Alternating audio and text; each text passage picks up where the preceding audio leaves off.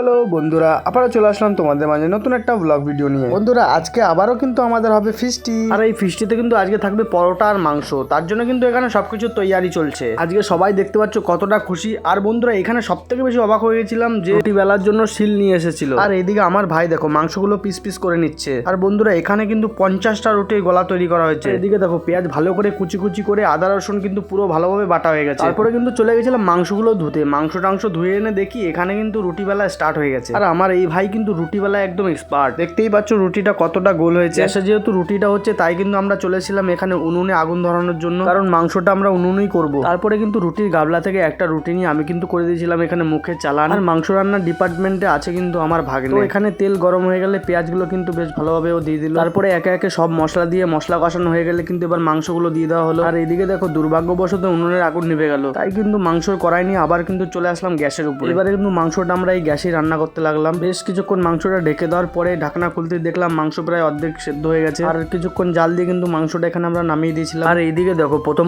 পরোটাগুলো খুব সুন্দর হলেও লাস্টের দিয়ে কিন্তু এখানে সব ছ্যাবলামো করছিল। তারপরে অনেক সংঘর্ষের পর ফাইনালি কিন্তু আমাদের এখানে রান্না বান্না কমপ্লিট হয়ে গেল। এবারে সবাই কিন্তু গোল করে বসে পড়লাম খেতে। আর আমার ভাই কিন্তু এখানে সবার থালায় পরিবেশন করতে লাগলো। আমার থালায় তরকারি আসা মাত্রই আমি কিন্তু একটা পরোটা দিয়ে মাংসর তরকারিটাকে চাদরের মতো জড়িয়ে করে দিলাম মুখে চালান। আর আমার ভাইগুলোর এখানে খাওয়া দেখো জাস্ট কি বলবো, ধরছে আর মুখে ঢুকাচ্ছে যেন কতদিন ওরা খায়নি। দেখো এইরকম হবে না কেন, সন্ধ্যেবেলা থেকে স্টার্ট করেছিলাম ফিস্ট আর হতে হতে প্রায় 11টা বেজে গেছিল। যাই হোক বন্ধুরা, সময় লাগলেও কিন্তু ফিস্টটা আমাদের একদম পুরো জমে গেছিল। চলো দেখা হচ্ছে নেক্সট ব্লগে, টাটা।